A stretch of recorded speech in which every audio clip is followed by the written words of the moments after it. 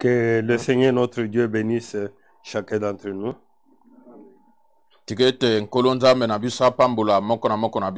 Qu'il bénisse tous ceux qui sont en ligne. Et qu'il accorde à chacun des bénédictions spéciales.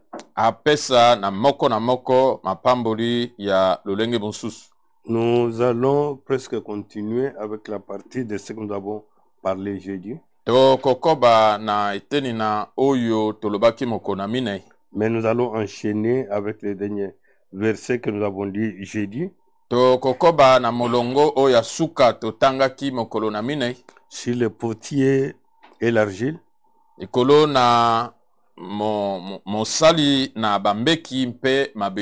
Et nous prenons 2 Timothée chapitre 2. Nous prenons à partir du verset 19. Dans la version Louis II ou bien Scofield.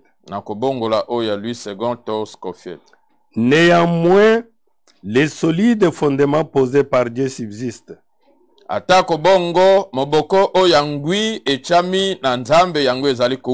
Avec ces paroles qui lui servent de sceaux. Le Seigneur connaît ce qui lui appartient. Et quiconque prononce les noms du Seigneur, qu'il s'éloigne de l'iniquité.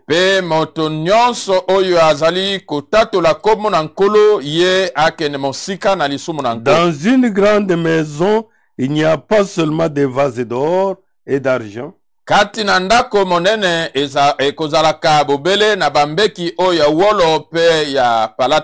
il y en a aussi de bois et de terre.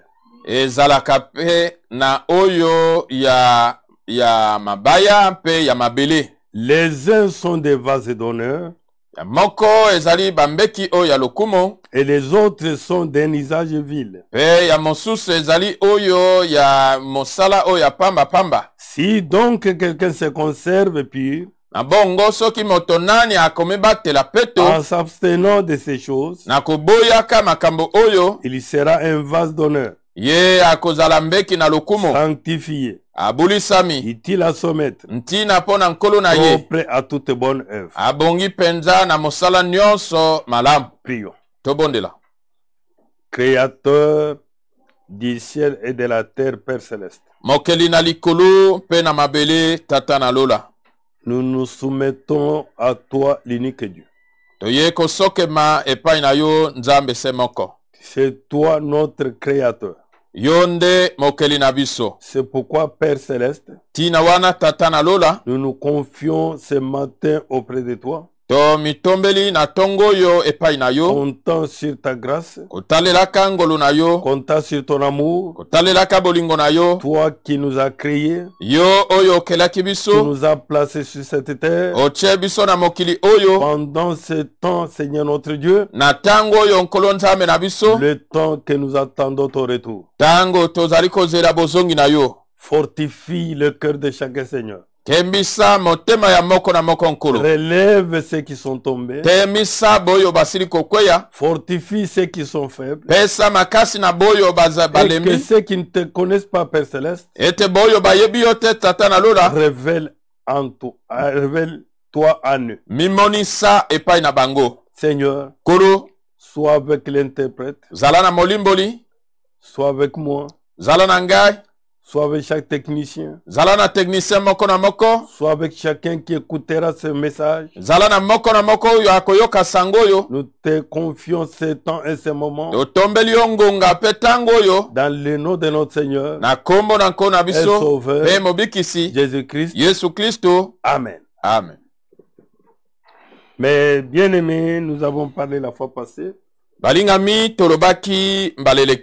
sur le potier et l'argile. Likolo na mosali bambeki mpe mabele. Et ici on nous dit que dans une grande maison, awa balobi na biso ete kati na ndako monene, comme nous avons aussi la maison de Dieu, lokola pe toza na ndako na Nzambe, que dans une grande maison il n'y a pas seulement des vases d'or et d'argent. Ete katanda komonene ba ekozalaka te bobele na bambeki oyo ya Mais il y wolo en pe ya a palata. aussi de bois et de terre. Ezali pe na oyo ya nzete mpe ya mabele. Les vases d'or et d'argent sont des vases d'honneur, Bambeki oyo ya wolo pe ya palata ezali oyo ya lokumu. tandis que les vases de bois et de terre sont d'un usage vil. Nzokande bambeki oyo ya banzete mpe oyo ya mabele ezali pona misalo ya pamba Et pamba. que si donc quelqu'un se conserve pur, Na bongo soki moto nani akomi bomba peto en s'abstenant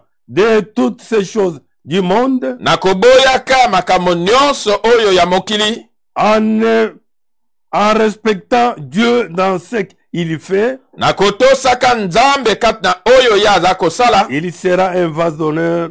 ye akozala mbeki oyo ya Ce lokumu, vase qui est sanctifié, mbeki oyo ebulisami utile à son maître, ntina mpo na nkolo na ye, et qui est propre à toute bonne œuvre. oyo ebongi mpenza mpo na mosala nyonso Oui, mes malamu. bien-aimés frères, Boye balinga bandeko na nous ngai, avons parlé que Dieu est considéré comme étant le potier. tolobaki ete nzambe ye azali lokola mosali Nous bambeki, sommes l'argile dans les mains de Dieu. biso toza mabele na maboko na Et nzambe. Dieu nous manipule comme il veut. Nzambe aza kosalela biso ndenge ye Dieu alingi. nous donne la forme qu'il veut. Nzambe aza kopesa biso Dieu lolenge nous oyo ye donne la alingi. couleur qu'il veut. Nzambe aza kopesa biso Et langi tout oyo ye ce que alingi. Dieu fait, Nyonso oyo nzambe asalaka cela est bon. yango ezali malamu. Amen. Amen. C'est pourquoi Tina wana nous les chrétiens, nous ne pouvons pas contester avec Dieu. biso bakristo tokoki kobeta tembe te na nzambe. Dieu t'a donné des cheveux crépus. Nzambe apesi yo basuki oyo ya mokuse, Contente-toi de ça. sepela na yango. Ne conteste pas avec Dieu. Kobeta tembe na nzambe Il te, fallait me donner des cheveux lisses. esengelaki opesa nga basuki oyo ya milai, Il fallait me donner les teints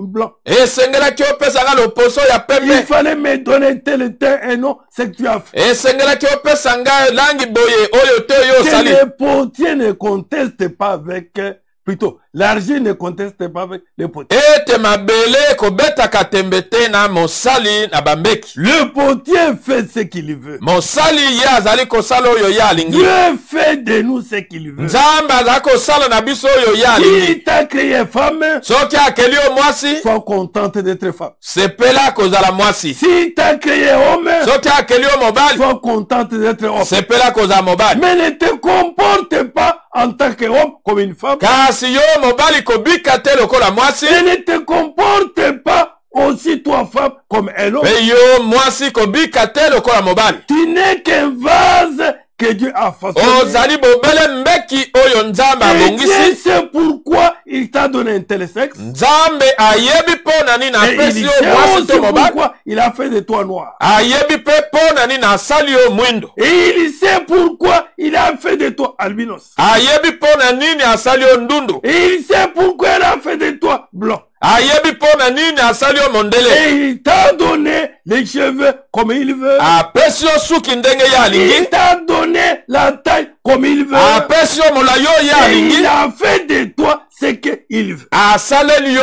oyo ye moko Et nous alingi.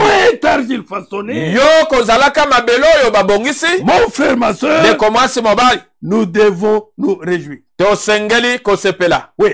Boye, Quand le Seigneur a façonné, tango nkolo abongisi, qu'il a placé dans sa maison. oyo ye atie na ndako na Et ye. dans cette maison, il a placé les vins d'honneur. Kati na ndako oyo atie bambeki oyo ya lokumu, Et il a aussi placé l'usage vil. atie mpe bambeki oyo ya pamba. Et comme il veut lui-même. Lolenge oyo ye moko alingi. Oui, mon frère. Boye ndeko mobali, Oui, ma soeur. boye ndeko mwasi. Ça ne dépend pas de nous-mêmes. Eza kotalela biso te, Ça dépend de Dieu lui-même. eza kotalela nzambe ye moko. Dieu qui fait ce qu'il veut. Nzambe oyo akosalaka oyo ye alingi. Oui, mon frère. Boye ndeko mobali, Oui, ma soeur. boye ndeko mwasi. C'est ainsi qu'il nous dit dans Psaume 65. Boye nde alobi na biso na banjembo tuku motoba na mitano. Au verset 5, il est écrit, Na molongo na mitano nous ekomami. qui sommes des vases façonnés par Dieu, Biso oyo toza bambeki oyo ebongisami na il nzambe.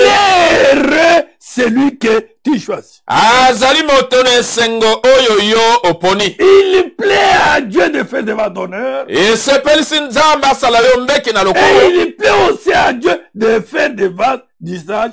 Et sepelisi pe nzambe ya kosala bambeki oyo ya Et pamba. le Seigneur a même fait des vents de colère. Kolo asali ata bambeki oyo ya kanda. Pour les jours de colère. Pona mokolo na kanda. Mais nous, kasi biso les enfants, bana na ye, nous sommes des vases toza bambeki que lui-même a choisi. oyo ye moko aponi. C'est pourquoi Tina wana nous sommes contents toza na de esengo ce qu'il a fait de nous. na oyo ye asaleli biso. Qu'il est heureux, Azali na esengo c'est lui que tu choisis. moto oyo yo oponi. Il peut habiter chez toi. Akoko fanda epai na yo. Oui, Boye Dieu t'a choisi nzambe et aponi yo il te place dans sa maison. atie yo kata À ndako na la ye. place dont lui-même veut. Na esika oyo ye moko alingi. Tu n'as pas droit de choisir l'endroit où tu dois être. Oza na ndingisa te kopona esika oyo olingi kozala te. Le vase se contente. Mbeki ezali kosepela C'est là que le potier le place. na esika oyo mosali atie ye. Il est heureux. Azali esengo Le vase est là mbeki wana que tu as choisi. oyo yo oponi. Il peut habiter chez toi. Akoko fanda epai na yo. Les richesses de ta maison, Bozwi ya ndako na yo. les choses saintes de ton temple feront notre bonheur. Biloko oyo ya bule ya tempelo na yo yango ekosala esengo na biso. Dieu ne peut pas choisir les vents d'honneur Nzambe akoko pona mbeki ya lokumu te pour vivre dans la suie, mpona kobika kati na mbindo, vivre dans la mondanité. kobika kati na kimokili. Mais Dieu choisit ces vases Nzambe aza kopona bambeki oyo pour leur purification, mpona kopatolama nango, sanctification, kobulisama et pour que ces vases po ete mbeki oyo produisent les œuvres dignes. ekoka kobota to kosala misala oyo ebongi. Amen. Amen. Quand le Seigneur t'a choisi, Tango nkolo aponi yo comme les vases dans sa maison, lokola mbeki kati na ndako na ye, tu dois être heureux. osengeli kozala moto na Et esengo. ta vie doit être différente Bomoi na yo esengeli ekesana de la vie des vases de colère. na bomoi ya bambeki oyo ya kanda. Puisque toi, tu es dans la maison de Dieu, Po ete yo oza kati na ndako na nzambe comme les vases précieux, lokola mbeki oyo ya et motuya choisis par Dieu lui-même. eponami na nzambe ye moko. Dans Psaume 33, Na nzembo tuku misatu na misatu il est écrit ceci. ekomami boye. Prenons Psaume 33. Tozwa nzembo tuku misatu na misatu. Voilà ce qui est écrit à partir du premier 33. Tala Plutôt du premier verset. oyo ekomami uta molonga liboso. Criez de joie pour le Seigneur, Bonganga na esengo mpo na nkolo. vous qui l'obéissez. Bino oyo bozala kotosa ye. Vous les vases que le Seigneur a choisis pour mettre dans sa maison, Bino bambeki oyo nkolo aponi mpo na kotia na ndako na ye. vous devez crier de joie. Bosengeli konganga na C'est esengo. pourquoi la Bible dit, Tina wana Biblia elobi soyez toujours joyeux. bozalaka ntango nyonso na esengo. Pour ceux qui ont le cœur pur, Mpo na boyo bazala na motema les peto. vases choisis par Dieu ont le cœur pur. Bambeki oyo nzambe aponi bazala na mitema peto. Ils n'ont pas de rapine dans leur cœur. Bazali na mosisa na bololo te Ils na n'ont pas mitema. la jalousie dans leur cœur. Bazali na likunia te na Ils n'ont pas mitema. la haine dans leur cœur. Bazali na koyina te na Mais mitema na ils bango. ont des cœurs purs. Kasi bazali na mitema peto. Il est bon de chanter sa louange. Ezali malamu kosanzola nkembo na ye. Qu'est-ce qu'il a fait de toi? Po ete asaleli yo Un vase dans sa maison. mbeki kati na ndako na ye. Un vase d'honneur. Mbeki oyo ya lokumu Il fait de toi son fils ou sa fille. asali yo mwana na ye ya mobali to ya mwasi. Mon frère, Ndeko mobali, ma soeur, ndeko mwasi. c'est pourquoi Tina wana il est bon de chanter sa louange. ezali malamu koyemba masanzoli na ye. Remercier le Seigneur avec la cithare. Kotonda nkolo na sita. Jouer pour lui sur la harpe à 10 cordes. Kobeta mpo na ye na nzenze oyo ya singazomi. Chanter pour lui un chant nouveau.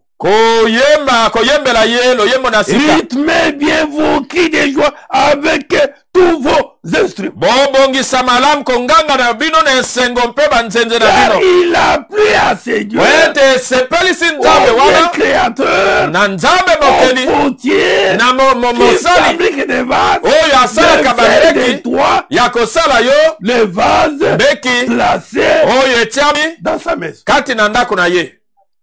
Et il dit, alobi oui, les paroles du Seigneur sont vraies. iyo maloba na nkolo mazali solo. On peut avoir confiance en tout ce qu'il fait. okoki kotia motema na nyonso oyo ye asalaka. Le Seigneur aime ce qui est juste et en accord avec la loi. Kolo alingaka oyo ezali sembo mpe na boyokani na mobeko. L'amour du Seigneur remplit la terre. Bolingo na nkolo etondisi mabele.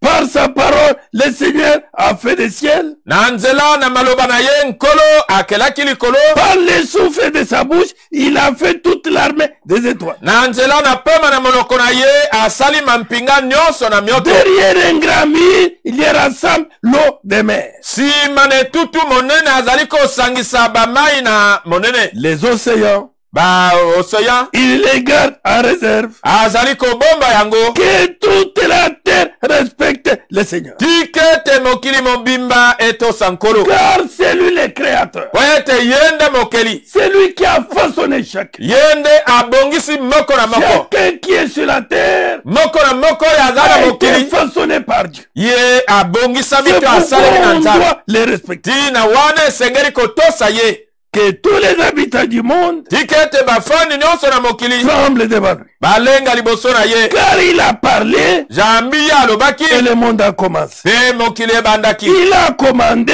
Apesaki et motindo. cela est arrivé. Pe yango ezali Le samaki. Seigneur défait le plan de peuple. Kolo azali kobebisa miango na mabota. Montez vos plans comme vous voulez. Bosala miango na bino ndenge bolingi. Pour nuire les enfants de Dieu. Pona kobebisa bana na Pour nzambe. nuire les serviteurs de Dieu. Pona kobebisa basala na Le nzambe. Seigneur Kasi nkolo détruit aza tous vos kobebisa plans. bamiango na bino nyonso. Pourquoi? Pona nini? Car ces enfants Ete bana na ye entre ses mains. baza na loboko na ye. Oui, mon frère. Boende kobali. Oui, ma soeur. Boende kobasi. Il t'a façonné Abongisi yo pour sa gloire. pona nkembo na ye. Il est dit là-bas. Elobami kuna Il détruit tous leurs projets. aza kobebisa miango nyonso. Le plan du Seigneur existe pour toujours. Miango na nkolo ezali kowumela pona Les libela. projets de son cœur sont valables de génération en génération. Miango na ye ezali kowumela bikeke na bikeke. Quand il t'a choisi comme vase,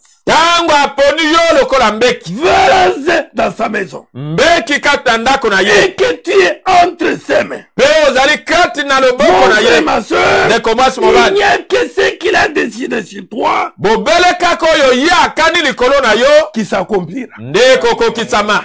Que le monde fasse ce qu'il veut. Mokili esala oyo yango Que elingi. les hommes fassent ce qu'ils veulent. Bato basala oyo Et bango tout balingi. cela Nyonso wana tombera dans l'eau. ekokweya na Et tout mai. cela Nyonso sera wana détruit par ekobebisama le Seigneur. na nkolo. Il n'y a que son plan Kaka mwango na qui ye existe pour nde toujours. ezali kowumela mpo na libela. Il est heureux. Azali na esengo. Le pays qui a le Seigneur comme Dieu. Ekolo oyo ezali na nkolo lokola nzambe. Suivez ici. Bolanda. Il est heureux. Ezali na esengo. Le peuple que le Seigneur Libota a oyo nkolo choisi comme son trésor. aponi lokola bozwi na ye. Oui, mon frère. Boyende kobali. Il a fabriqué des vases. Ye asali bambeki. Mais il t'a choisi toi. Kasi aponi yo. Il m'a choisi Aponi ngai. comme son trésor. Lokola bozwi na Il l'a ye. placé Atie dans sa maison. kati na ndako na ye. C'est pourquoi Tina wana. nous n'avons pas honte de les louer. Toza na soni te ya kokumisa Nous ye. n'avons pas honte de les témoigner. Toza na soni te ya kotatola Nous ye. n'avons pas honte de les servir. Toza na soni te ya Nous kosalela n'avons ye. pas honte de travailler pour lui Toza na soni te ya kosala mpo na et ye. de l'adorer. Pe ya kogumamela ye. Car il a fait de nous Jambi ye asili kosala un biso. trésor Bozwi dans sa maison. kati na ndako na ye. Quel privilège! Oyo litomba nini? Quel privilège que le Seigneur nous accorde. Oyo litomba nini nkolo aza kopesa biso. Qu'il soit loué pour ça. Akumisama mpo na yango. Qu'il soit glorifié. Asanjolama. Nous continuons avec toujours parole de vie. Toza kokoba kaka na kobongo Voilà ya ce pa. qu'il dit dans Jean 15.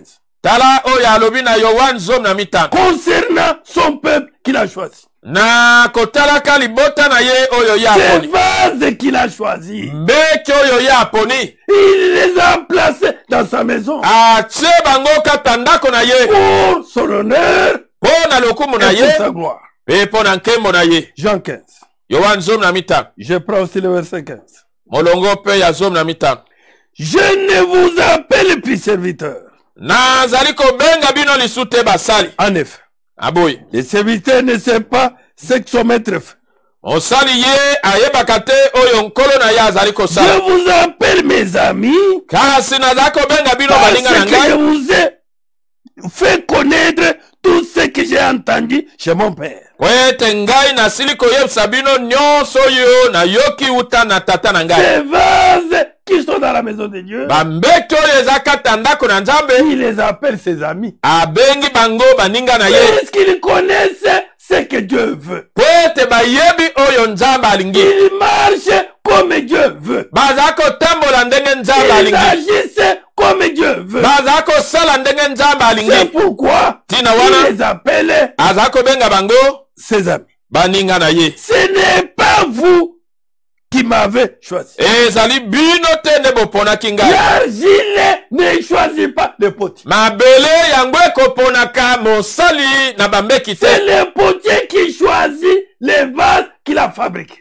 Ezali mosali nde aza kopona bambeki oyo ye Et asali. il les place à l'endroit qui convient. Pe aza kotia yango na esika oyo ebongi. C'est pourquoi mon frère, Tina wana ndeko bani. ne cherchez pas à prendre la place de quelqu'un d'autre. Koluka te kozwa esika ya moto mosusu. Là où Dieu ne t'a pas placé, Esika oyo Nzambe atia yo te. n'essayez pas d'y aller. Komeka te kokende Les kuna. vases est content de la place où Dieu l'a placé. Mbeki aza kosepela na esika oyo Nzambe atia ye. Oui, mon frère. Boye ndeko bani. Que ce n'est pas vous qui m'avez choisi. Ete ezali bino te boponaki ngai. C'est moi qui vous ai choisi. Kasi ngai nde naponaki bino. Je vous ai envoyé produire des fruits. Natindi bino bobota mbuma. Il nous a choisi Aponi biso pas pour être stérile. mpo na kotikala kozanga Il nous mbuma a te. choisi Aponi biso pour que nous produisons les fruits. mpo ete biso tobota mbuma. Et des fruits qui durent. Bambuma oyo ezali koumela. Oui,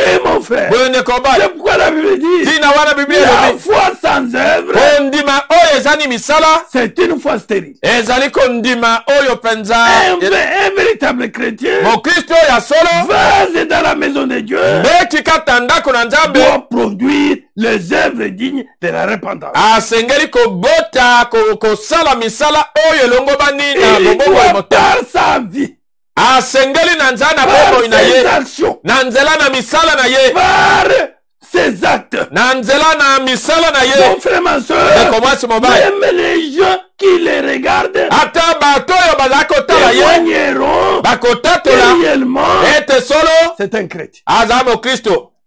Amen. Amen. Nous allons y arriver. Tokokoma. Il nous dit, Alobi na biso pour produire des fruits mpona kobota mbuma et des fruits qui durent. pe bambuma oyo ezali koumela. Et si mon Père vous donnera tout ce que vous lui demandez en mon nom.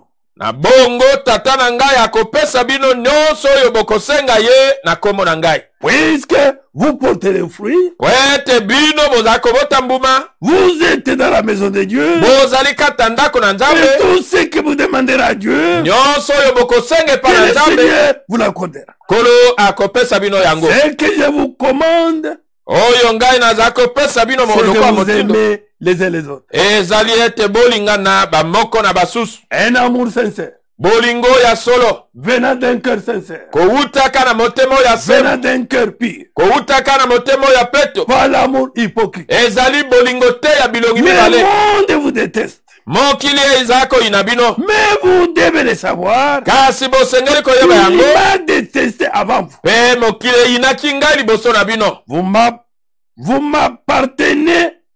Vous n'appartenez pas au monde. Bino bozali ya mokili te. Sinon le monde vous aimerait. Soki te mbele mokili elingaki bino. Parce que vous seriez à lui. Po ete mbele bozali ya ye. Mais Kasi je vous ai choisi ngai naponi bino et tiré du monde. katikati ya mokili. Amen. Amen.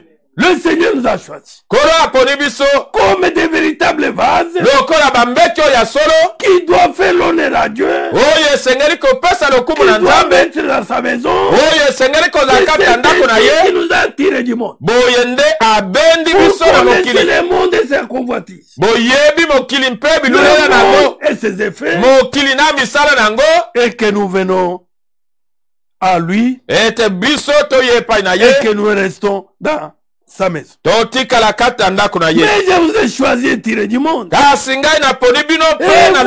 n'appartenez pas au monde. C'est pourquoi le monde vous déteste.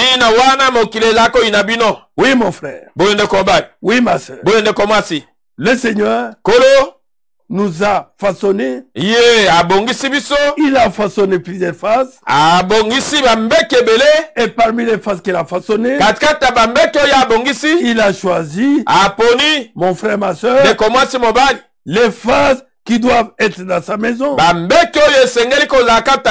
parmi ces vases qui doivent être dans sa maison, j'espère que chacun doit reconnaître s'il est ce vase dans la maison de Dieu, que chacun doit s'éprouver, voir qu'est-ce qu'il porte comme fruit, qu'est-ce qu'il mène comme vie, quels sont les actes qu'il pose, quelles sont les actions qu'il mène. 2 Thessaloniciens chapitre 2 Mokapo ya mibale. à partir du verset 13. Kobanda molongo ya zom na misa. Il est écrit. Et komami. Frères et sœurs très aimés du Seigneur. Bandeko mibali basi balinga minankolo. Et ici on ne s'adresse pas aux gens du monde. Awa bazakolo bate na bato ya mokili. On s'adresse aux frères et sœurs très aimés du Seigneur. Bazakolo bana bandeko mibali basi balinga minankolo. Qui sont des vases dans la maison de Dieu. Oyo bazali bambeki katanda ko na nzambe. Nous devons remercier Dieu à votre sujet. To sengeli kotonda nzambe na ntina na bino. En toute occasion. Na libaku nyonso. En effet. Aboye. Dieu vous a choisi depuis le début pour vous sauver. Nzambe aponi bino wuta ne bandeli pona kobikisa bino. Ce n'est pas toi qui l'as choisi. Yote oponaki ye. Toi tu n'es que l'argile entre ses mains. Yo zabo bele mabele kata maboko na ye. C'est lui qui t'a façonné. Yende abongisi yo. Il t'a choisi. Aponi yo. Avant la fondation du monde. Yambo ete mokileza lisama. Il t'a prédestiné. Abongisi yo liboso. Le vase. Ya kozala mbeki. Dans sa maison. Kati na ndako na ye. Gloire à Dieu. Kembo na nzambe. Qu'il soit glorifié. Ye akumisama. Et vous êtes sauvés. Pebino bobikisami. Parce que le Saint-Esprit rend votre vie sainte. Wete molimo santo azako komisa bomo inabino bule. Oui. Boye. Si tu es le vase. Soto zali mbeki. Dans la maison de Dieu. Kati na ndako na et nzambe. que mon frère, ma soeur. Ete ndeko mwasi t'a choisi. Nzambe aponi yo. Destiné. Abongiso liboso. C'est va d'honneur. Yakoza mbeki ya lokumu. La Bible nous dit là-bas. Bible leona biso kuna. Le Saint-Esprit. Molimo santo. Doit rendre notre vie sainte. Asengeli kokomisa bomo inabiso bule. Comme lui est saint. Lokola ya azali bule. Nous aussi. Biso pe. Nous devons être saints. To sengeli kozala bule. Que chacun s'éprouve. Moko na moko amimeka. Et parce que vous croyez à la vérité. Poete bino bozali kondima solo. Pas à des interprétations d'hommes. Ezali te na bandimbola oya bato. Pas de credo et autre chose. Ezali na biyambate pe biloko mosusu. Non, mon frère. Tende kobali. Non, ma soeur. Tende kobasi. Que vous êtes sauvés. Bino bobikisami. Parce que le Saint-Esprit rend votre vie sainte. Poete molimo santo azako comme sabomo na bino bule. Et parce que vous croyez à la vérité. Poete bino bozako ndimela solo. La vérité qui est la parole de Dieu. Solo oyo ezali loba na nzambe. Il vous a appelé à cela par la bonne nouvelle. Ye abengi bino na ngo na nzana sango malam. Que nous vous avons annoncé. Oyo biso to sakwela kibino. Pour que vous participiez à la gloire de notre Seigneur Jésus-Christ. Poete bosangana na nkembo ya nkolo na biso Yesu Kristo. Oui, mon frère. Buende kobali. Par l'évangile. Na nzela na sango malamu. L'évangile qui donne la vie. Sango malamu oyo ekopesa kaboma. Mon frère, ma soeur. Ne commence mobile. Vous avez écrit. Bino À cet bondelaki. évangile. Na sango malamu Vous yango. avez reconnu. Bososolaki. Réellement. Ete Dieu solo. vous a créé. Nzamba akeli yo. Pour que vous soyez dans sa maison. Po ete ozalaka ta ndako na ye. Comme étant un vase bien choisi. Lokola kozalaka mbeki oyo eponami malamu. Un vase d'honneur pour notre Dieu. Mbeki oyo ya lokumu mpona nzambe na C'est biso. pourquoi, Tina mon wana. frère, ma soeur, Ndeko mwasi à mobali. tout moment, Na tango nyonso. nous relevons nos têtes Toza kotombola mito na biso. et nous remercions le Seigneur. Pe toza kotonda nkolo. Amen. Amen. S'il faut chanter pour lui, Soki esengeli koyembela ye. nous chantons. Toza koyemba. Amen. Amen. S'il faut taper les mains, Soki esengeli kobeta Nous les tapons. maboko. Tobeti. s'il faut prendre n'importe quel instrument, Soki pour esengeli les kozwa louer, instrument nini nous les kokumisa ye. faisons sans honte. Toza kosala yango kozanga soni. Amen. Amen. Pourquoi? Pona nini? Car il a plu à Dieu Po ete esepelisa de nous nzambe. choisir Ya kopona biso. et de nous placer Pe ya kotia biso. dans sa maison, Na ndako na ye. comme des vases de colère, Lokola bambeki oyo ya kanda te. les vases d'honneur. Bambeki oyo ya lokumo. Que la gloire Kembo. revienne à notre Dieu. Ezonge epa na nzambe na biso. Alors, Na boyi. frères et sœurs, Bandeko mibali basi. résistez Botelemela. et gardez solidement Bosimba ngwi. l'enseignement que nous avons donné Malakisi oyo biso topesaki. en parole Na maloba. ou par la lettre. To na mikanda. Que résistez à tout autre enseignement. Ete botelemela malakisi nyonso Tout mosusu. enseignement qui n'est pas biblique, Malakisi nyonso eza na Biblia te. Bwaka yango. résistez à ça. Telemela yango. Oui, Boye. mais Kasi. prenez, Bozwa. soyez soudés, Bokangama. croyez à Bondimela. l'enseignement Na malakisi. venant de la Bible. Kowutaka na Biblia. Oui, mon frère, Boyende kobali. c'est cet enseignement Eza nde qui malakisi donne oyo. la vie. Epesaka bomoi. C'est cet enseignement, Malakisi mon oyo. frère, ma soeur, Ndeko mwasi qui mobali. fait de toi Eza kosala yo. vase d'honneur. mbeki ya lokumu. Il dit, Alobi. Dieu notre Père, Nzambe tata na biso. nous sommes au verset 16. Molongo azona motoba. Dieu notre Père Nzambe tata nous na a biso. aimés Alingi biso. et nous a donné gratuitement Pe apesi biso ya ofele. un encouragement Simbisi. qui dure toujours Oyo eza koumela et libela. une espérance Pe likia. solide. O yangwi. Oui, Boye. c'est pourquoi Tina wana. depuis que nous avons Christ, ce message, Wuta tondimela sangoyo. nous sommes restés dans Totikali. ce que nous avons entendu Kati noyo toyokaki. dès le commencement. Wuta Nous ebandeli. sommes solides, Tozali mes ngwi. bien-aimés frères, Balinga bandeko. dans ce que nous croyons, Na oyo car tozako ndimela. cela vient de la Bible. Ete yango ewuti na Biblia. Et toute interprétation Ndimbola ne nyonso ya venant pas de moto. la Bible Kowutaka na ne Biblia nous te. concerne pas. Yango etali biso te. Amen. Amen. Oui, Boye. nous lui demandons, Toza kosenga ye. ainsi qu'à notre Seigneur Jésus-Christ lui-même, Pe na nkolo na biso Yesu Kristo. de remplir vos cœurs de courage, Ya kotondisa mitema na bino na molende. qu'il vous donne la force Apesa bino makasi. de faire toujours les biens Ya kosala tango en nyonso malamu. acte et en parole. Na misala mpe na maloba. Amen. Amen. Étant sévère dans la maison de Dieu, Kozalaka bambeki okata ndako na Nzambe. que le Seigneur nous donne la force. Kolo apesa biso makasi. Nous levons dans sa maison, Biso bambeki kata de ndako na faire ye. toujours les biens Ya kosala tango nyonso en malamu. en acte Na misala et en parole. pe na maloba. Oui, mon frère. Boyende kobali. Oui, ma soeur. Boyende komasi. C'est ça le désir de Dieu Yango nde posa na Nzambe. pour les vases qui sont dans sa maison. Mpona bambeki oyo ezalaka ta ndako na Ces ye. vases qu'il a choisis Bambeki oyo aponi. et les a placés Pe atie yango dans sa maison. kata ndako na ye. Que l'honneur revienne à notre Dieu. Tika ete lokumu ezonga epa na Nzambe na Oui. biso. Nous sommes dans Deutéronome 7. Toza na Deutéronome ya sambo. Voilà ce que la parole de Dieu nous dit à partir du verset 6.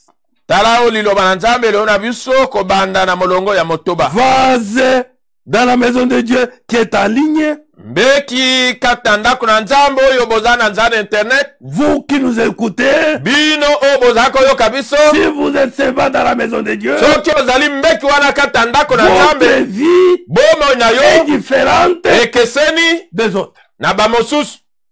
Amen. Amen. Il est dit. eloba miawa. Vous êtes un peuple consacré au Seigneur. Bino bozali bota moko oyo etombelami epai na nkolo. Votre Dieu.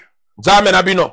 Que vous êtes un peuple consacré. Ete bozali libota oyo libonzelami. Consacré à notre Dieu. Libonzelami na nzambe na biso. Placé dans la maison de Dieu. Lichami kata ndako na nzambe. Vivant comme Dieu veut. Kobikaka ndenge nzambe alingi. Parlant comme Dieu veut. Kolobaka ndenge nzambe alingi. Agissant comme Dieu veut. Kosalaka ndenge nzambe alingi. Et il nous dit là-bas, Alobi biso kuna. c'est vous que le Seigneur a choisi. Ezali bino nde nkolo aponi. Parmi tous les peuples de la terre pour être son trésor. Katikata mabota nyonso na mokili pona kozala libulato bozwi na ye. Amen. Amen. Nous sommes les trésors de Dieu. Tozali bozwi na nzambe. Oui. Boye. Quand vous reconnaissez que vous êtes les trésors de Dieu, Tango sosoli ete yo za bozwi na nzambe. votre vie doit être différente. Bomoi na yo esengeleza ya kokesana. Votre marche doit être différente. Etamboli na yo esengeleza ya kokesana. Parce que tu es les trésors Toza bozwi dans la maison de Dieu. kata ndako na nzambe. Oui, mon frère. Boyende kombali. Moïse dit, Mose alobaki. le Seigneur s'est attaché à vous. Kolo akangami na bino. Et il vous a choisi. Pe aponi bino. Mais ce n'est pas parce que vous êtes plus nombreux que les autres. Kasi ezali te po ete bozali ebele koleka basusu. Les élus Baponami sont moins nombreux. bazali moke. Qui sont des vases Oyo bazali bambeki dans la maison de Dieu. kati na ndako na nzambe. Oui, mon frère. Boyende kobali. Mais ce n'est pas parce que vous êtes plus nombreux que les autres. Kasi ezali te po ete bozali ebele koleka Au bamosusu. contraire, Zokande vous êtes les plus petits de tous les peuples. bozali oya moke penza ya mabota nyonso. Mais le Seigneur vous aime. Kasi nkolo alingi bino. Et il a fait ce qu'il avait juré à vos ancêtres. Ye asili kosala oyo alapaki na bakoko na bino. C'est pourquoi, Tina wana par sa grande puissance, na nguya na ye il monene vous a fait sortir d'Égypte. abimisi bino na Ejipito. Dieu nous a fait sortir du monde. Nzambe abimisi biso na mokili. Amen. Amen. Quand il nous a choisis, Tango aponi biso il nous a fait sortir du monde. abimisi biso na Et il mokili. nous a placés Atie biso dans sa maison. kati na ndako na ye. Amen. Amen. Comme des vases Lokola bambeki dans sa maison. kati na ndako na ye Pour son honneur mpo na lokumu na et ye pour sa gloire. mpe mpo na nkembo na ye. Oui. Boye. Mais le Seigneur vous aime. Kasi nkolo alingi biso. Et il a fait ce qu'il avait juré à vos ancêtres.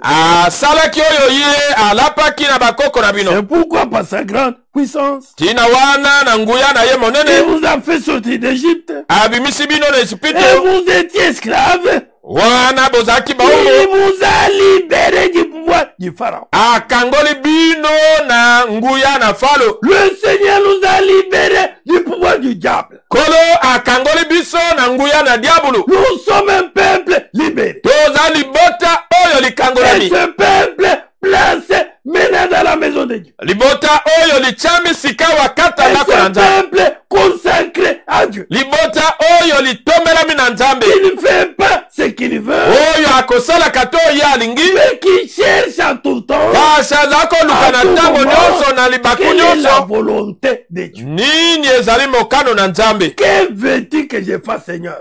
Olingi ete nasala nini Et nkolo. le Seigneur lui dit ce qu'il faut faire. Kolo akoyebisa ye oyo asengeli kosala. Oui, Boye. le Seigneur Kolo nous a libérés. akangolaki biso. C'est pourquoi, Tina wana mon frère, ndeko mobali nous sommes les trésors tozali bozwi dans la maison de Dieu. kati na ndako na C'est nzambe. pourquoi Tina nous wana nous réjouissons tozali kosepela de ce que nous sommes. na oyo biso Et nous tozali. sommes contents Tozali de kosepela ce que nous sommes. na oyo tozali. Car le Seigneur, Po ete nkolo notre Créateur, mokeli na biso c'est lui qui nous a façonnés. yo ya abongisaki Il biso est vivant. aza na bomoi. Amen. Amen. Dans 2 Pierre, il dit, Na petelo ya mibale alobi je prends Louis II. nazali kokamata lui second Ose confier. toskofiel. Oui. C'est ainsi que dans 2 Pierre, Na petelo ya mibale voilà ce que la parole de Dieu déclare. tala oyo liloba na nzambe elobi. Oui, mon frère. Boye ndeko mobali, Oui, ma soeur. boye ndeko mwasi, Le Seigneur qui nous a choisis. Kolo oyo aponaki biso. Lui qui fait de nous ce qu'il veut. Ye oyo akosalela kabiso oyo ya alingi. Je dis dans 1 Pierre. Petelo na liboso. 1 Pierre chapitre 2. Petelo ya yambo mokapo ya mibale. Verset 9 il est dit. Molongo ya libwa ilobami. Vous au contraire. Bino nzokande. Vous qui êtes dans la maison de Dieu. Bino oyo bozaka tandako na Nzambe. Vous êtes une race élue. Bozali libota oyo liponami. Dieu t'a choisi mon frère. Nzambe aponi ondeko bali. Dieu t'a choisi ma soeur. Nzambe aponi ondeko na ngai ya mwasi. Pour que tu vives différemment. Obika na lolenge kokesana. Des gens du monde. Ya bato na mokili. Amen. Amen. Quand il t'a tiré du monde, Zambi albendio na mokili. Il t'a placé dans sa maison. Atieyo katandako na ye. C'est pourquoi tina wana ta vie bomo ina yo est différente ekeseni de la vie na bomo de ceux qui sont dans le monde. Ya ba oyo bazaka ta mokili. Leur vie, bomo ina bango, c'est le mensonge. Eza lokuta. Leur vie, bomo ina bango, c'est la prostitution. Eza kindumba. Leur vie, bomo ina bango, c'est la tuerie. Eza ko boma. Leur vie, bomo ina bango, c'est l'escroquerie. Eza likimo Leur yibi. vie, bomo ina c'est la bango, haine. Eza ko ina. Leur vie, bomo ina c'est la bango, jalousie. Eza likunia. Mais mon frère, que Kasi ces ndekolanga, choses makambo ne yo soient pas nommées dans ton cœur. etanga mateka ta motema na yo. Pourquoi?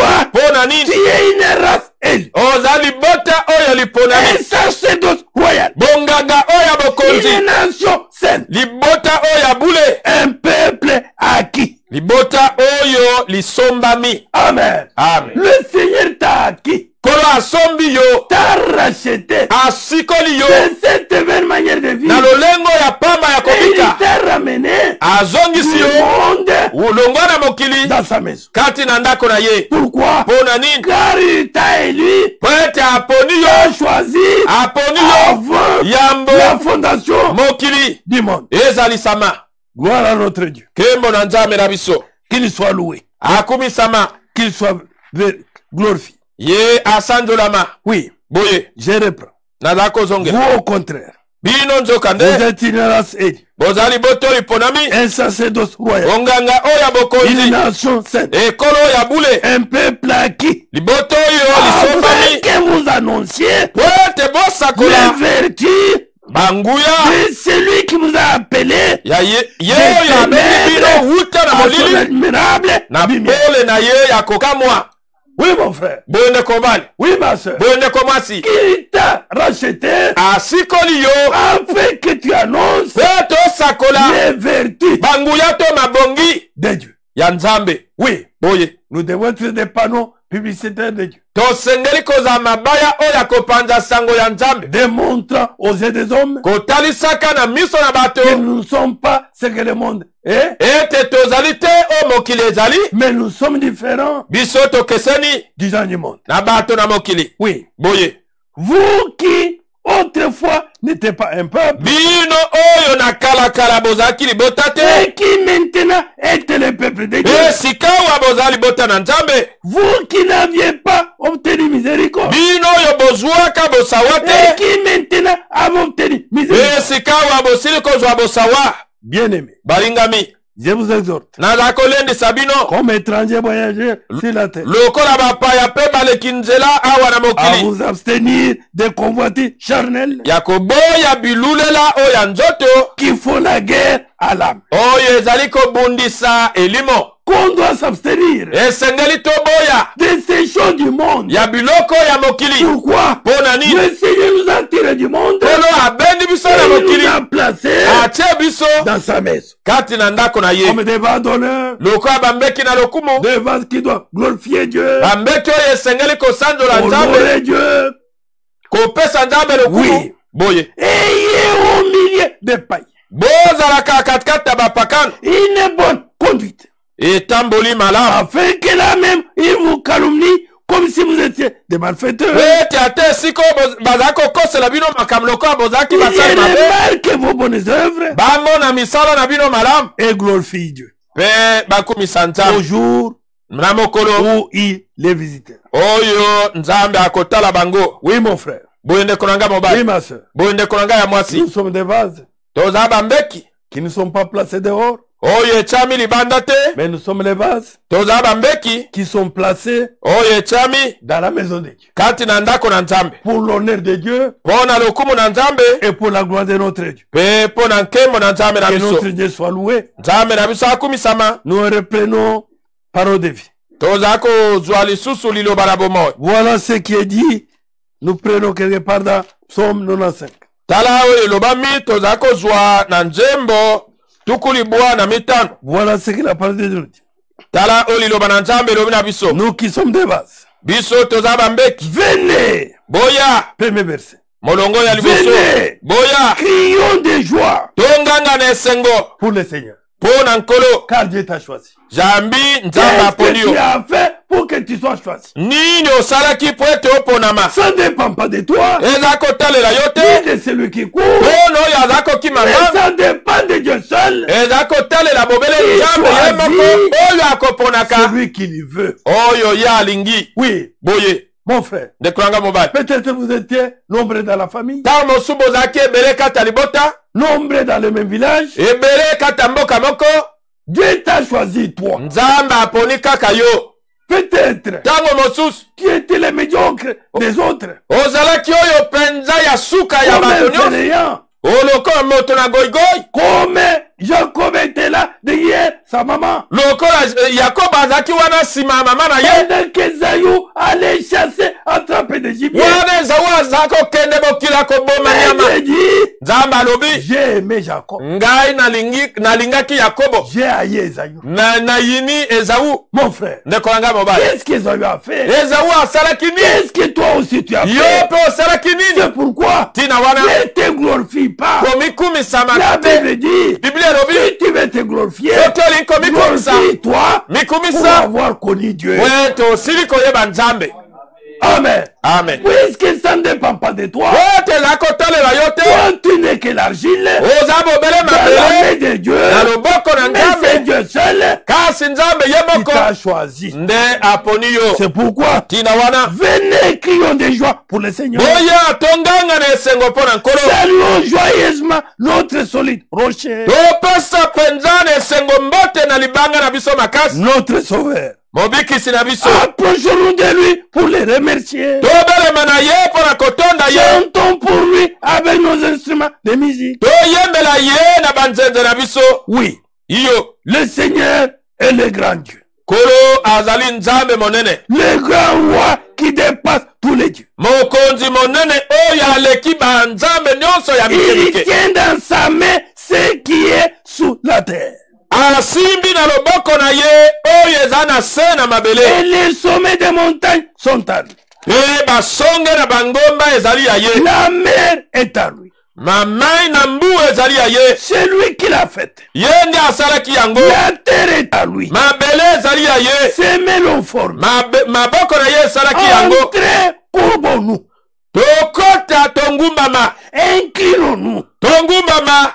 Mettons-nous à genoux devant le Seigneur Tofukama liboso na nkolo. qui nous a fait. Oyo asalaki biso. Oui, il est notre Dieu. Iyo azali Nzambe na biso. Nous sommes son peuple. Biso tozali libota na ye. Et les troupeaux qu'il conduit, Etonga oyo aza kokamba. il est notre berger. Azali mobateli na biso. Oui, mon frère. Boye kolanga Oui, mobali. ma soeur. Boye kolanga ya Le mwasi. Seigneur t'a choisi. Tala Nzambe aponi yo. Le vase qu'il a choisi. Mbeke oyo ye aponi. Et il t'a placé dans sa maison. Atie yo kata ndako na Il ye. ne t'a pas placé dehors. Atie yo libanda Il te. ne t'a pas placé n'importe où. Atie yo esika nyonso Mais le te. Seigneur t'a placé dans sa maison. Kola atie yo kata C'est ndako na pourquoi. ye. Ntina wana. Toi aussi, Yo pe. fais l'honneur Pesa lokumu. à celui qui t'a créé. Na oyo akelaki yo. Que tes actions, Misala na yo. que tes actes, Misala na que yo. tes paroles Maloba na yo. glorifient Ekumisa. le Seigneur Nkolo. qui t'a créé. Oyo akelaki yo. Oui, mon frère. Boyende kolanga mobali. Oui, ma soeur. Boyende kolanga ya mwasi. Que le Seigneur nous aide. Kolo asunga biso. Il nous dit ceci. Alo na biso boye. Nous tendons vers la fin. Toza kokende na suka. Je prends Lévitique 26. Nazali kozwa Levitiko tuku mibale na motoba. Voilà ce que le Seigneur dit. Tala oyo nkolo alobi. Il nous dit ceci. Verset 11. Molongo ya zoom na moko. Je viendrai habiter moi-même au milieu de vous. Nakoya kofanda ngai moko katikati bino. Vous êtes dans sa maison. Bozali katanda Vous kona ye. n'êtes pas seul. Bozali bino moko te. Le Seigneur lui-même Kolo ye moko habite ala kofanda avec vous. na bino elongo. Quel privilège. Oyo litomba nini? Qu'un créateur Ete mokeli vienne habiter avec vous. aya kofanda na biso Et elongo. aujourd'hui, Lelo mon frère, ndekolanga mobali. si tu arrives seulement dans la maison du président, Soki okomi kaka na ndako ya du mokonzi ya mboka gouverneur ya gouverneur ou des ministres, to ya ministre moko vous êtes dans la joie. ozali na esengo. Mais nous, Biso nous avons plus que président. toza na oyo aleki mokonzi ya mboka Le créateur. mokeli. Et nous habitons, Toza mon kofanda frère, ma soeur, ndeko mwasi il mobali nous a placés où? atie biso wapi? Pas dehors, Libanda te dans sa maison. kati na ndako na Et ye. lui-même, Ye moko mon frère, ndeko on mobali nous dit alola biso qu'il habite aza kofanda lui-même ye au moko milieu de nous. katikati na biso. Je viendrai habiter moi-même au milieu de vous. Nakoya kofanda ngai moko katikati na bino. Et mon cœur Pe motema na ngai ne vous rejettera pas. ekobwakisa bino te. Je serai toujours présent parmi vous. Nakozala tango nyonso katikati na bino. Que ça soit dans la disette, Ezala kati na que kokelela, ça soit dans la maladie, ezala kati na bokono, que ça soit dans la pandémie, ezala kati na bokono ya mokili mobimba, ezala likambo nini? ye moko azali. Lui-même est là présent.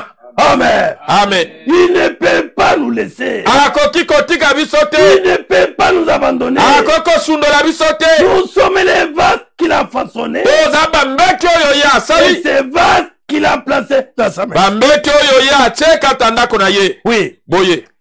Je serai toujours présent parmi vous. Nakozala tango nyonso katikati ya bino. Je serai votre Dieu Nakozala nzambe na bino. et vous serez mon peuple. E bino bokozala libota na ngai. Amen. Amen. Peuple de Dieu, Libota na nzambe. réjouis-toi. Sepela. Oui, il a plu à Dieu. Poete sepelisi Je t'ai nzambe. choisi. Ya kopona Il yo. a plu à Dieu E sepelisi Je t'ai nzambe. placé. Ya kotia yo. dans sa maison. Kati na ndako na ye. Quel honneur O lokumu nini? le Seigneur te donne. Kolo apesi yo.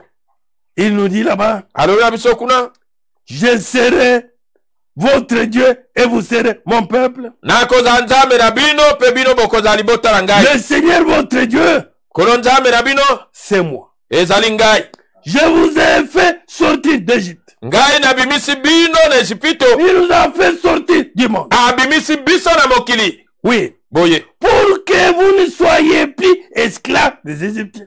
Po ete bino bozala lisusu te bombo ya bato na Ejipito. Ne soyez plus esclaves du monde. Kozala lisusu mombo na mokili te. Pas de Satan.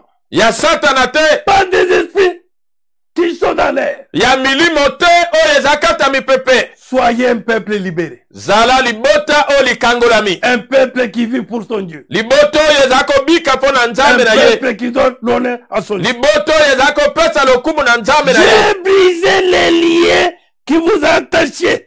Ngai nasilaki kobuka minyololo oyo ezalaki kokanga bino. Et je vous ai fait marcher avec fierté. Mpe ngai natambolisi bino na lipombo. C'est pourquoi nous marchons avec fierté. Tina wana toza kotambola na lipombo. Car nous savons que notre Dieu Zambi toyebi ete nzambe na biso ne nous abandonnera jamais. akotika biso te. Notre Dieu Nzambe na est biso toujours azali ntango nyonso avec nous. elongo na biso. Gloire à notre Dieu. Kembo na nzambe na biso.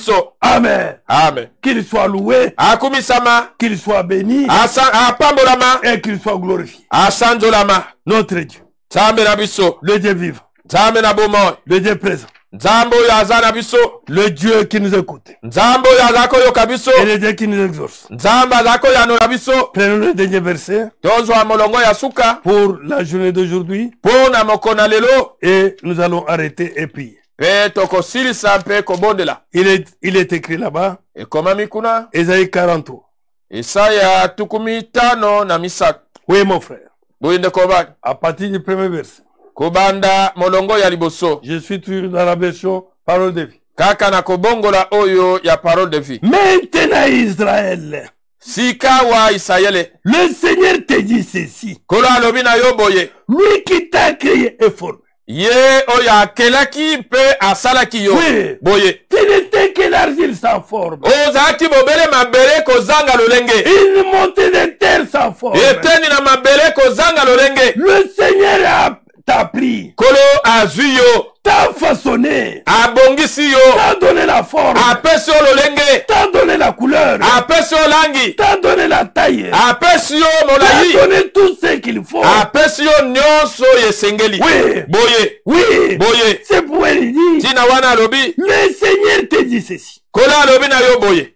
Lui qui t'a créé est formé. Ye oyo asalaki mpe akelaki yo. N'aie pas peur. Kobanga te. Je te libère. Nazali kokangola yo. Je t'ai appelé par ton nom. Nazali kobenga yo na kombo na Dieu yo. à moi. Oza ya ngai. Dieu connaît chacun par son nom. Nzambe ayebi moko na kombo na ye. Avant même que le monde soit, Yambo ete mokili Dieu ezalisama. connaissait les noms de ses vases. Kolo nzambe ayebaki bakombo ya Dieu bambeki na connaissait ye. les noms de ses élus. Nzambe ayebaki bakombo ya De baponami na ceux qu'il ye. avait prédestinés pour être dans sa maison. Ya boyo ye abongisaki yambo mpo na kozala kata ndako na ye. Quand il traversera l'eau profonde, Tango kokatisa ebale na bozindo. je serai avec toi. Ngai nakozala na yo. Quand il passera les fleuves, Tango kokatisa ebale. tu ne te noyeras pas. Yo kozinda te. Quand il marchera au milieu du feu, Tango kotambola katikati ya il moto. ne te brûlera pas. Yango ekozikisa yo te. Les flammes ne te toucheront pas. Moto yango ekosimba yo te. En effet, Na boye. moi le Seigneur, Ngai nkolo. je suis ton Dieu. Naza nzambe na yo. Moi le Dieu Saint d'Israël, Ngai nzambe ya bule ya je Isayele. suis ton sauveur. Naza mobikisi na yo. Pour payer ta libération, Mpo na kofuta kokangolama na yo. je donne l'Égypte. Na ngai napesi Ejipito. Je donne l'Éthiopie et Saba Napesi Ethiopia mpe en Saba. échange de toi. Mpo na kokitanisa na yo. Iyo. Je tiens beaucoup à toi. Ngai nazali kozwa yo penza na motema. Amen. Amen. Le Seigneur tient beaucoup à toi, mon frère. Kolo azali penza kozwa yo na motema ndeko na ngai. Le Seigneur tient beaucoup à toi, ma soeur. Ndeko mwasi nkolo azali kotiela yo C'est motema. pourquoi Tina wana. ne déçois pas le Seigneur. Koyokisa nkolo soni te. Ne mène pas la vie de suite. Kobika bomo ya mbindo te. Ne le déçois pas par ton habillement. Koyokisa ye soni te na molato na yo. Dans la mondanité et tout Na consort. makambo ya mokili mpe nyonso wana. Puisque le Seigneur Po ete nkolo tient beaucoup azali kotiela yo à toi. motema. Tu es précieux Ozali motuya. et je t'aime. Mpe nalingi yo. Amen. Amen. Nous sommes des vases précieux Toza bambeki oyo ya motuya. que le Seigneur a façonné, Oyo nkolo abongisi. que le Seigneur a placé dans sa maison. Oyo nkolo atie kata ndako na C'est ye. pourquoi, mon frère, ma soeur, Tina wana ndeko mwasi mobali. nous sommes toujours joyeux Toza ntango nyonso na esengo. et nous marchons fièrement Toza kotambola na lipombo. car nous savons Zambi toyebi. si Dieu est pour nous, Soki nzambe aza qui mpo na sera biso. contre nous? Nani akotelemela biso? Lui qui nous a façonné pour nous, Ye oyo abongisi biso. c'est lui seul qui nous a placés dans sa maison. Bobele yeme ndi atie biso kati na ndako na ye. Personne n'est pas entré de lui-même dans la maison de Dieu. Moto moko te akokokota ye moko kati na ndako na C'est nzambe. lui qui place. Nzambe ndi atiaka. Oui, mon frère. Boye ndeko mobali. Oui, ma soeur. Boye ndeko mwasi. Que tu es précieux Ozali motuya. et je t'aime. Mpe nalingi yo. C'est pourquoi Tina wana. je donne des peuples à ta place. Nazali kopesa mabota na esika na yo. Les êtres humains en échange de toi. Bato kokitana na yo. N'aie pas peur, Kobanga te. je suis avec toi. Naza na yo elongo. De l'Est, Utana moniele. je vais faire venir tes enfants. Ngai na kozongisa bana na De yo. l'Ouest, Na je elimwelo. les rassemblerai. Na kosangisa bango. J'ai dit au nord, Na lobi na liklo. rends-les. Zongisa Et bango. au sud, Na lobi ne na les retiens pas. kokanga bango te. Ramène mes fils de ces pays éloignés. Zongisa bana na ngai wuta na bamboka oyo ya misika. Et mes filles du bout du monde. Bana na ngai ya basi wuta na suka na mokili. Ramenez tous ceux qui portent mon nom. Zongisa baye nyonso bazali komema kombo na Tous ngai. ceux que j'ai créés, Baye nyonso ngai que nakelaki. j'ai formés, Nasalaki. que j'ai fait Oyo nasalaki. pour qu'ils me rendent gloire. Po ete bango bapesa ngai nkembo. Amen. Amen. C'est pourquoi Tina nous wana. les rendons gloire. Ozali kopesa ye nkembo. Tous ces fils Bana na ye nyonso. nyonso ya mibali ses filles. biso bana na ye ya basi Il nous a façonné. asali biso Mon frère, ma soeur, ndeko na ngai mwasi mobali quand il nous a façonné, ntango abongisi il biso nous a pas abandonné. atiki biso Il nous te a façonné. abongisi Il biso nous a placé atie biso dans sa maison. kati na ndako na ye Quel honneur, lokumu nini oyo quelle gloire kembo nini oyo d'être placé ya kotiama des vases bambeki fabriqués par Dieu. oyo esalemi na nzambe nzambe Dans atie sa biso maison kati na ndako na ye pour sa gloire. mpo na nkembo na ye Mon frère, ndeko na ngai mobali ma soeur, ndeko na ngai ya c'est mwasi pourquoi ntina wana ne prenons pas la légère tozwa na pamba te les choix de Dieu. kopona na nzambe Prenons à cœur. tozwa yango na motema C'est mobimba pourquoi c'est laps de temps qui nous reste. ntina wana mwa ntango moke etikali na Servons biso Dieu tosalela nzambe avec joie. na esengo Servons Dieu tosalela de nzambe tous nos na cœurs. motema na biso Et que, mes mobimba bien-aimés, balingami dépouillons-nous tomilongola du vieil homme na bomoto ya qui kala nous remet encore dans le monde. oyo aza kozongisa Le biso na mokili Seigneur kolo nous a déjà tirés du asi monde alongoli biso na et il mokili nous a déjà placés asi atie biso dans sa maison. kati na ndako na ye Quel honneur, tika ete nkembo quelle gloire, masanzoli quelle victoire elonga reviennent ezonga à celui epai na ye qui nous a choisis. oyo aponi biso Ce n'est pas nous qui l'avons choisi, biso te toponaki ye c'est lui qui nous a choisis. ye nde aponaki C'est biso pourquoi ntina wana ne décevons pas, toyokisa ye soni te c'est lui qui nous a choisis. toyokisa soni te oyo Ne aponi décevons biso pas, toyokisa soni te c'est lui qui nous a façonnés. ye oyo abongisaki Ne biso décevons pas, toyokisa soni te c'est lui qui nous a placés oyo atie biso dans sa maison. kati na ndako na Mais ye faisons tosala ce qu'il veut. oyo ye alingi Obéissons totosa à ses ordres, na mitindo na à ye ses commandements. na malako na Mon frère, ye ma soeur, ndeko mwasi à mobali ce moment-là, na ntango nous wana avons la certitude toza na mama que nous le verrons ete tokomona ye l'un de ces jours moko na mikolo quand il sera dans le désert. ntango ye akozala na mipepe Que le Seigneur vous bénisse. tika ete nkolo apambola bino Que chacun moko na moko prenne à cœur les choses de Dieu. azwa na motema mobimba makambo Chacun na là où nzambe il est, moko na moko Mon esika frère, ma azali sœur, ndeko mwasi mobali examine-toi, mitala yo vois moko que les vies humaines, tala bomoi nini oza puisque kobika les vases qui sont dans la maison po ete bambeki oyo eza kati na ndako sont sanctifiés, yango ebulisami sont purifiés. yango epetolami Ils mènent la vie sainte, baza kobika bomoi oyo ya la bule vie qui honore Dieu, bomoi oyo eza kopesa nzambe la vie lokumu qui donne la gloire à Dieu. bomoi oyo eza kopesa Et nzambe quelle lokumu vie toi tu mènes, mon frère? yo bomoi nini oza kobika Quelle ndeko na vie ngai tu mènes, ma soeur? bomoi nini oza kobika ndeko mwasi Reviens. zonga Le Seigneur kolo te fera miséricorde. akosalela yo bosawa Oui, boye ce n'est pas encore tard. etango eleki nano Le te sang makila de Jésus-Christ ya yesu est kristo encore sur son trône. ezali nano na ngwende na ye Reviens, zonga implore sa miséricorde, belela bosawa na ye implore sa grâce, belela ngolu na afin que ye le Seigneur po ete nkolo puisse réellement t'aider. akoka kosunga yo Prions le Seigneur. tobondela nkolo Créateur du ciel et de la terre, Père céleste, mokeli na likolo mpe na mabele tata na lola nous venons à ce moment devant toi, Seigneur, toye na ngonga oyo liboso na yo nkolo devant toi, l'unique Dieu, liboso na yo nzambe se moko devant toi, le Dieu véritable, liboso na yo nzambe oyo ya solo devant toi, notre secours, liboso na yo lisungi na biso devant toi, notre formateur. liboso na yo mosali na biso C'est toi qui nous as formés, yo nde osalaki biso qui nous as façonnés. yo nde obongisaki biso Seigneur notre Dieu, nkolo nzambe na tu biso nous as tirés du monde olongoli biso na et tu mokili nous as placés dans ta maison. po otie biso kata Nous ndako na te yo disons merci. tolobi na yo matondi Merci Père Céleste. matondi tata na lola Accorde-nous la force pesa biso makasi de mener toujours ya kobika ntango nyonso une vie bomoi moko selon ta volonté. kokokana na mokano na Une yo vie sanctifiée, bomoi oyo ebulisami une vie purifiée. bomoi epetolami Seigneur notre Dieu, nkolo nzambe na biso que nous soyons différents, tozala ya kokesana de tous ces animaux. Seigneur notre Dieu, nous nous soumettons qu'en toi, Seigneur. Oh Seigneur, nous comptons vraiment sur toi. Nous voulons vivre pour toi, Seigneur. Nous voulons marcher pour toi, Seigneur. Nous voulons que tu nous aides pendant ces laps de temps. Seigneur, que ceux qui ne te connaissent pas, oh Dieu, qui sont parmi les instruments, les vases choisis par toi,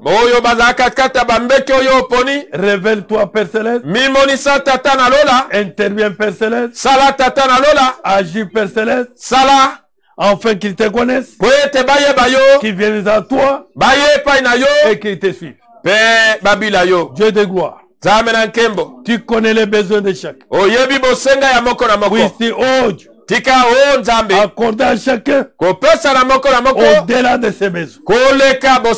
Seigneur notre Dieu, que ce soit la guérison, que ce soit la situation financière, que ce soit le mariage, que ce soit la maternité, que ce soit n'importe quel besoin. Père, Tata, visite tes vases. Tala bambeki na yo. Seigneur notre Dieu, secours tes vases. Sunga bambeki na yo. Seigneur notre Dieu, aide tes vases. Salisa bambeki na yo. Seigneur notre Dieu, profite tes vases. Gumisa bambeki na yo. Seigneur, nous nous confions en toi. Comptons vraiment sur toi. Comptons vraiment sur ta grâce. Pourquoi? Nos regards sont tournés vers toi. Yaka kosunga biso, yaka kosalisa biso, au nom de notre Seigneur et Sauveur Jésus Christ. Amen. Amen. Que Dieu vous bénisse. Tikete nzambe apambola bino.